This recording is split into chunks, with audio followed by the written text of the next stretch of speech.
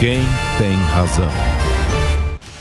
Vamos então saber a opinião dos nossos convidados, até porque eu fiz menção sobre esse conceito de liberdade de expressão, porque tínhamos um entendimento do que previa, do que dizia exatamente de forma muito clara e aparentemente cristalina, até os recentes entendimentos do Supremo, que a Constituição de 1988 nos dava liberdade de expressão, não podemos considerar de forma irrestrita. Claro que há punição para exageros, mas nunca via Supremo Tribunal Federal e no inquérito que o ministro Marco Aurélio Mello, ex-ministro Supremo, chegou a chamar de inquérito do fim do mundo, porque cabia tudo ali, que é hoje esse inquérito presidido pelo ministro Alexandre de Moraes. Você acompanhou tempos atrás também o caso do deputado Daniel Silveira, e ali também tem uma afronta constitucional considerada à época, que foi motivo de discussão aqui do Prós e Contras, que era justamente sobre aquele artigo 53 da Constituição Federal, em que diz que, abre aspas, os deputados e senadores são invioláveis civil e penalmente por, aí vem a expressão em língua portuguesa, quaisquer de suas opiniões, palavras e votos. Ou seja, mas houve um entendimento de que naquele momento o deputado não poderia ter dito o que disse ou da forma como disse. Bom, a gente vai debater esse assunto. Doutora Cássio Miranda da Silva Filho, seja bem-vindo. Boa tarde ao senhor. Boa tarde, Piotr. Boa tarde, Rui. E boa tarde aos que nos acompanham. É um grande prazer estar com vocês mais uma vez. Rui Costa Pimenta comigo aqui no estúdio. Rui, seja bem-vindo. Boa tarde. Boa tarde. Muito obrigado pelo convite. Boa tarde a todos. Rui, eu começo contigo. Nós tivemos, por parte dessa decisão do ministro Alexandre de Moraes, e isso obviamente chama a atenção, porque ele simplesmente tirou todas as redes sociais do Partido da Casa Operária. Por que você acha que chegou a este extremo? Qual é exatamente a sua opinião sobre esta ação do ministro Alexandre de Moraes? Olha, é difícil julgar as intenções do ministro Alexandre de Moraes, né? Agora, tanto que o que aconteceu conosco nos parece até uma perseguição política, né? O ministro diz que nós atentamos contra as instituições democráticas. Quem conhece o PCO sabe que o PCO é um partido que defende de uma maneira muito contundente todas as liberdades democráticas, né? A liberdade de expressão, a liberdade de organização, nós defendemos isso em todas as oportunidades. E essa acusação dele, que motivou o fechamento de todas as redes sociais do partido, se refere ao fato de que nós propomos a extinção do STF. Agora, nós sempre deixamos claro que nós não estamos propondo a extinção do STF pela força, pela violência, por um golpe de Estado, por exemplo. Sempre deixamos isso claro. Então, quer dizer, é uma proposta de reorganização política e, como tal, eu não consigo nem imaginar como é que isso poderia se transformar num crime, né? Me pareceu que é uma extrapolação muito grande num inquérito que, como foi dito aqui, já é um inquérito extremamente fora dos padrões normais jurídicos do país, né? Atenta contra a Constituição e o nosso caso vai além, né? Digamos assim, se é possível, vai até além, né, do que já aconteceu.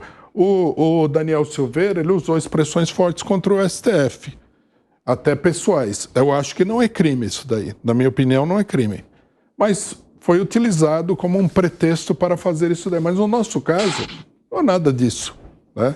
Nós somos um partido que tem um programa, que tem uma proposta de reforma política do país, de reforma do judiciário. Nós sempre defendemos a eleição dos juízes. Apesar de eu não ter base para fazer uma caracterização, se aparenta até como uma perseguição política. Por que nós entramos nesse inquérito? Vamos ver então o advogado Cássio Miranda da Silva Filho, que está conosco também. Doutor, qual a sua opinião? Eu vou só colocar um ingrediente aqui. A Constituição também, e ela é muito clara, ela veda crimes de ódio e de intolerância.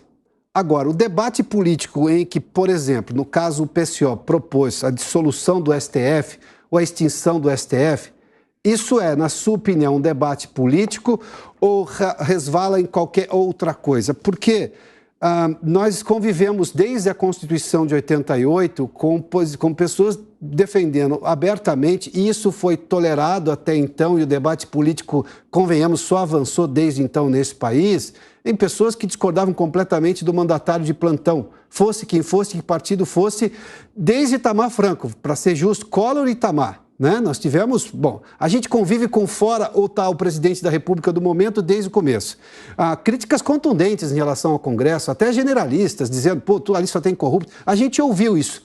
Nunca isso foi razão para que se tivesse, por parte de qualquer dos poderes, que obviamente não tinha chegado ao Supremo, porque o Supremo não era pop até então, qualquer decisão de vamos acabar com essa pessoa porque ela está tendo uma opinião muito dura em relação a esses órgãos. Qual a sua opinião, doutor? Piotr, é necessário nós considerarmos a sua ponderação sobre alguns aspectos. Primeiro, quando nós falamos sobre a liberdade de expressão e todos os outros direitos consagrados pela Constituição Federal, eles não são absolutos.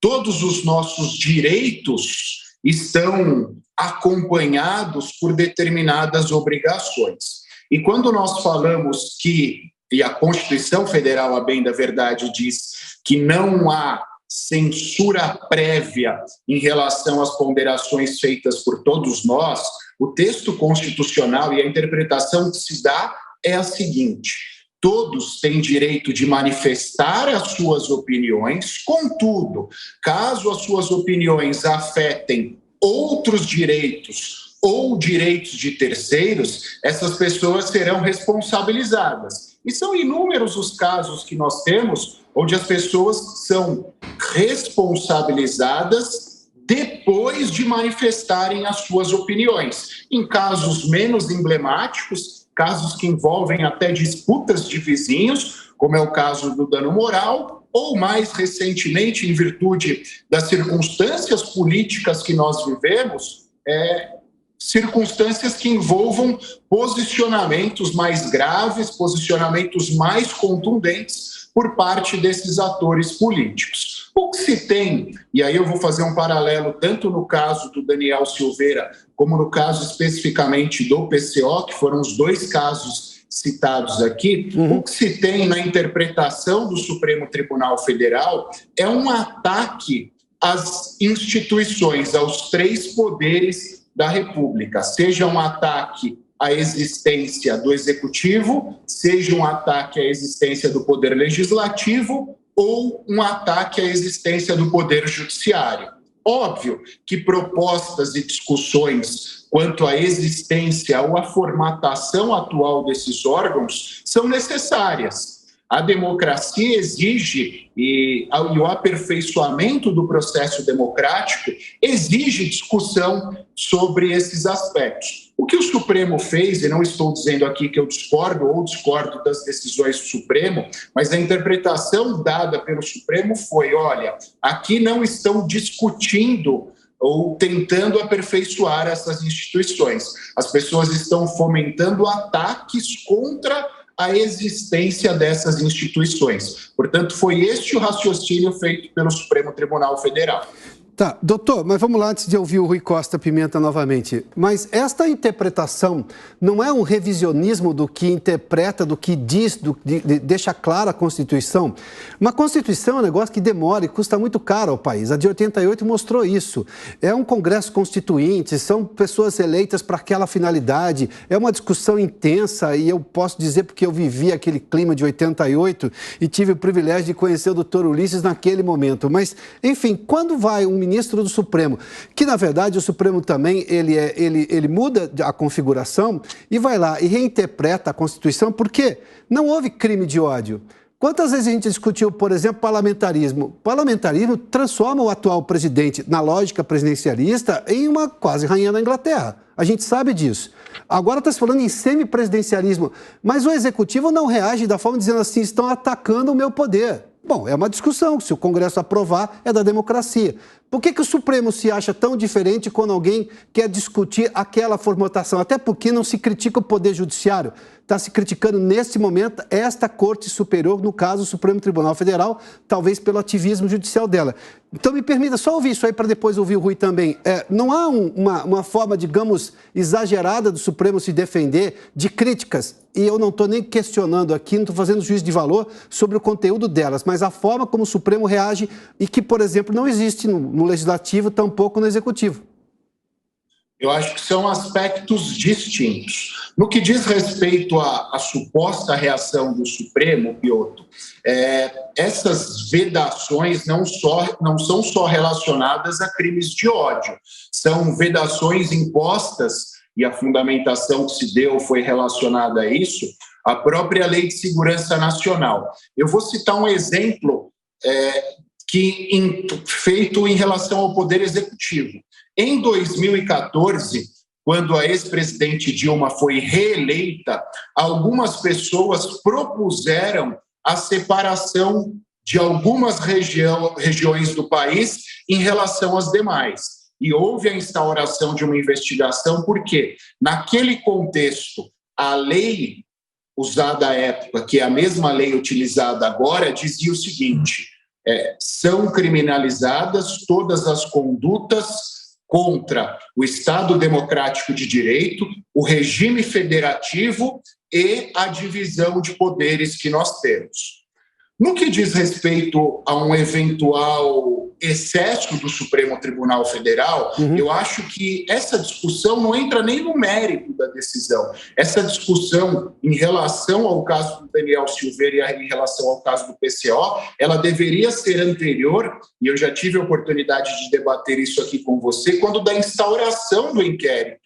Porque, verdade seja dita, esse inquérito talvez fosse nulo na sua origem, porque ele nitidamente mistura os três atores processuais. Uma mesma pessoa acusa, uma mesma pessoa apura e uma mesma pessoa julga. Isso, por si só, já reverberaria uma nulidade. No que diz respeito à mutação quanto à interpretação, todos os países democráticos onde há uma consolidação democrática, essas circunstâncias acontecem. A sociedade vai evoluindo e o papel da Constituição vai acompanhando essa evolução. Isso é natural. Rui, obrigado por me aguardar, porque eu queria só esmiuçar um pouco esse questionamento legal para lhe ouvir agora também. Rui, diante do que disse o doutor Acácio, levando-se em conta o caso específico do PCO, ou pode, obviamente, levar em conta outros também, o Supremo está extrapolando completamente o papel dele, porque tem uma expressão que ficou muito comum nesse país nos últimos tempos, e ela é preocupante, que se chama ativismo judiciário. E normalmente ela é associada ao Supremo Tribunal Federal, que tem, digamos, pela lógica, ser o guardião da Constituição e não o revisor da Constituição. Isso é trabalho para assembleias constituintes. Não é o caso. Ou por reformas que também são aprovadas em aliás, são lentas, né? São 2 turnos na Câmara, 2 turnos no Senado, se mudar, volta para a Câmara, sem contar as comissões. Rui, qual é a sua opinião, levando-se em conta esses outros aspectos? Eu acho que, primeiramente, nós temos que estabelecer claramente o que diz a Constituição sobre a liberdade de expressão, né? E a Constituição é muito simples. A Constituição diz o seguinte: é livre a expressão da opinião, vedado o anonimato. Ponto. É isso, né? Já no começo da elaboração da Constituição, logo que a Constituição foi promulgada, apareceu um truque jurídico que era o seguinte: agora nós vamos estabelecer a lei ordinária que vai regulamentar esses direitos. Que foi também onde começaram a podar o direito. A regulamentação começa a podar.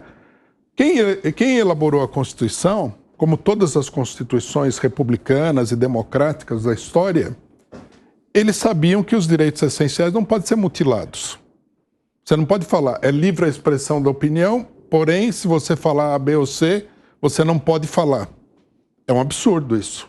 É um contrassenso jurídico, né? Por isso a ideia de que a liberdade não é absoluta, né, é apenas uma frase assim de efeito, um tanto quanto terrorista, né? A liberdade absoluta tem também o poder absoluto. Não. Ou você tem a liberdade de falar o que você quer, ou você não tem a liberdade de falar o que você quer. Falar não infringe o direito de ninguém. Eu posso falar o que eu quiser, eu não estou mudando as coisas. Por exemplo, se eu falar aqui, né, que eu sou milionário, eu tenho R$1 milhão na minha conta, não muda a situação da minha conta. Né? O que você fala é apenas a expressão de uma opinião. O problema é você agir. Né? Se você, por exemplo, tentar fechar o STF por fora dos meios democráticos, aí sim seria um atentado contra a instituição. Você tem que seguir determinadas regras para fazer política. O STF, na realidade, ele é o pior inimigo da Constituição. Preciso dizer isso aí muito claramente. A quantidade de violações que o STF já fez da Constituição é enorme. Vou citar uma, por exemplo. A Constituição diz claramente que ninguém pode perder os direitos políticos senão por meio do trânsito em julgado, quando ele é culpado de crime. O ex-presidente Lula não pôde concorrer na última eleição quando não havia trânsito em julgado. O STF aprovou isso daí. Ele adotou uma conduta inconstitucional. Outra coisa, todo mundo hoje em dia fala que existe no país uma lei da homofobia. Não existe essa lei. O Congresso Nacional não votou nenhuma lei da homofobia, seja lá o que for, a homofobia que é uma coisa meio vaga. O STF pegou a lei de racismo e interpretou que ela valia também para a homofobia. Isso daí não é um procedimento de defesa da Constituição. Isso é um procedimento de ataque à Constituição. Por isso que nós dissemos, você não pode ter uma corte que interpreta a Constituição. Ou a Constituição é clara, né? Por exemplo, você pode falar o que quiser, vedado o anonimato, ou não. Não pode chegar alguém e falar, eu interpreto que isso daí quer dizer que você não pode falar A, B ou C. O caso do Daniel Silveira é pior ainda, porque ele é deputado. Ele deveria ter total imunidade para falar qualquer coisa. Qualquer coisa. Por mais que essa coisa fosse chocante para a população e tudo mais. Então, quer dizer, a tese de que a liberdade não é absoluta é uma tese falsa. E ela serve, na verdade, para mutilar os direitos que devem ser exercidos plenamente. Ou você fala ou não fala, ou você pode se manifestar ou você não pode se manifestar. Não pode haver mutilação desses direitos. E não existe na legislação brasileira esse negócio da liberdade não é absoluta. Isso é uma opinião que as pessoas têm. Bom, vamos lá, até porque os últimos dois questionamentos, nós temos ainda mais 4 minutos de debate, acho que é possível a gente fazer isso em dois para cada um dos nossos convidados. O questionamento é a forma, se eu tenho esse inquérito do fim do mundo, que foi criticado internamente quando o ministro Marco Aurélio fazia parte do Supremo, e obviamente causou um questionamento gigantesco entre juristas, ninguém mais pode fazer absolutamente nada contra este inquérito, embora haja uma discussão, inclusive jurídica, mas também política, de que ele, digamos, afronta os preceitos constitucionais. Sem debate, como é que eu vou fazer isso? O outro questionamento é, doutor, nós temos o fato de que, para ter debates, as pessoas precisam ter liberdade para falar, em que pesem os excessos e há punição para isso. Mas a forma como está sendo feita, eu não estou cerceando o direito à expressão, eu não estou dizendo que os excessos não têm que ser punidos, não é isso. Tem legislação infraconstitucional para isso. Mas como é que a gente resolve esse imbróglio? Porque nós estamos, em algum momento, dada a ideia de que basta um ministro do Supremo interpretar determinada coisa e aquilo fica intocável. Na República, nada é intocável. A gente discute, isso é a dinâmica do processo político. Qual a sua opinião, doutor? Só vou melhorar um pouquinho a sua frase, Piotr. Acho que na democracia nada é intocável, inclusive a liberdade de expressão sobre a qual falamos. É importante a gente entender o seguinte, discutir liberdade de expressão dentro desse inquérito é complexo, porque conforme já dissemos, esse inquérito é uma construção onde há uma mistura entre os diversos atores envolvidos e fica difícil você contra-atacar qualquer argumento quando você não sabe quem é a sua parte oposta e muito menos, ou quando você sabe que a parte oposta também será responsável pelo julgamento. Mas é importante nós entendermos também que a Constituição, e repito, ela permite a liberdade de expressão, mas ela responsabiliza os excessos. Pois não, doutor. Se nós não fôssemos responsabilizados e se nós não fôssemos, a nós não fossem impostas sanções pelos nossos atos, todos os atos por nós praticados seriam admitidos e nós não teríamos um controle social. E eu cito como exemplo dessa relativização o próprio direito à vida. O Código Penal permite a legítima defesa como forma de relativização quando há uma imposição indevida, quando há um confronto indevido ao direito à vida. Diga, Piotr. Não, só para concluir, por gentileza, para a gente conseguir terminar no tempo aqui. Mas... que me preocupa neste contexto, e o que eu disse, é a estruturação do próprio inquérito. Tá bem. Porque o inquérito fere não só as normas constitucionais, como também fere o sistema acusatório imposto ao nosso processo penal, que também é uma decorrência de todos os mecanismos de freios e contrapesos que nós temos no nosso ordenamento. Rui, eu tenho mais um minuto, por gentileza. Qual vai ser a posição do PCO a partir de agora, levando-se em conta essa questão? Não, nós vamos defender o nosso direito. Nós consideramos que o inquérito é ilegal, inconstitucional, né? Infelizmente não temos tempo aqui, mas daria para elencar em mais de 100 fatos que mostram que esse inquérito é ilegal e inconstitucional. É preciso, né, que haja um movimento de opinião que faça com que as outras instituições do regime político, o Congresso, por exemplo, atuem, porque não é possível. Né? Isso aqui não é uma autocracia, onde o ministro decide fazer qualquer coisa. Todo mundo nesse inquérito está sendo perseguido por opiniões, e opinião não é crime. Crime tem que haver um ato, você tem que fazer alguma coisa. Também. Então, eu acho que é preciso acabar com o inquérito, revogar as penas e discutir o papel do Superior Tribunal Federal, que extrapolou em muito as suas atribuições, que já são muito grandes.